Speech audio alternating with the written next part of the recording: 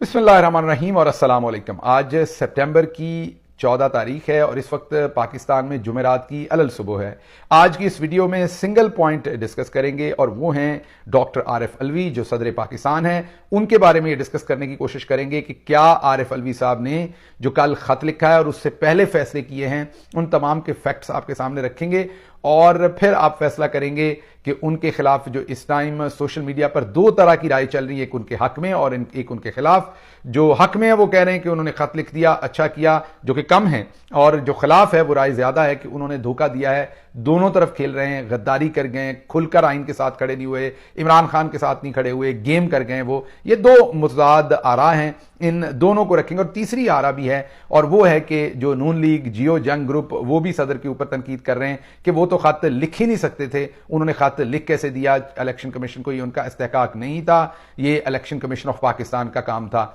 ये तमाम सिचुएशन है, आपके सामने फैक्ट्स रखूंगा ताकि हम डिस्कस कर सकें और समझने की कोशिश करें कि क्या मैंने मोहित पीरजादा साहब का भी एनालिसिस देखा है और उनका भी एनालिसिस यही है कि तकरीबन के सदर जो है उन्होंने वाज़ेह स्टांस नहीं लिया, कंप्रोमाइज हो गए। वो उनको बोल्डली इलेक्शन की डेट देनी चाहिए थी। अब मैं आपके सामने कुछ फैक्ट्स रखता हूं, उसके बाद हम डिस्कशन करते हैं और कोशिश करते हैं एक नतीजे पे पहुंचने की कि असल में हुआ क्या है। सबसे पहले तो जो खत है उसको थोड़ा सा देख लें, उसके मंदरजात क्या है। खत के अंदर जो चीज डेफिनेटली सदर ने लिखी है वो ये लिखी है, या उसके जो फैक्ट्स हैं खत के वो ये हैं कि आर्टिकल 48(5) उसके अंदर बड़ा क्लियरली लिखा है। सदर ने यह कहा कि इलेक्शन हर सूरत 90 दिन के अंदर होने हैं और 90 दिन के अंदर करवाने का मतलब है, सदर ने वाज़ेह लिख दिया कि इस आर्टिकल के मुताबिक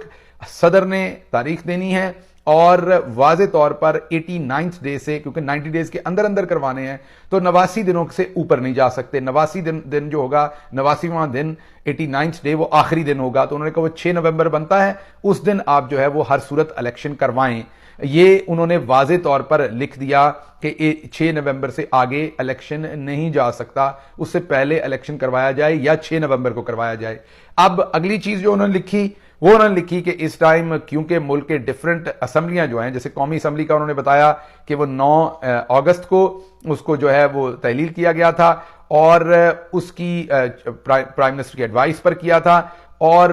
जो सूबों की असम्बलियां हैं उनकी जो डेफिनेटली डेट है वो डिफरेंट है, वो एग्जैक्ट नहीं है। तो 89th डे सबका इकट्ठा नहीं बनता, 90 दिन किसी के 2 दिन बाद बनेंगे, किसी से पहले बनेंगे। और उन्होंने कहा कि सारे सूबे ये चाहते हैं कि एक ही दिन इलेक्शन हो, सूबों की तमाम असम्बलियां या लोग या निगरान वजीर आजम या मुल्क के अंदर एक राय है, इसलिए सबको इकट्ठा इस बात पे करने के लिए। और दूसरा वहां उन्होंने कहा कि जो अभी लेजिस्लेशन करवाई गई थी जिसके मुताबिक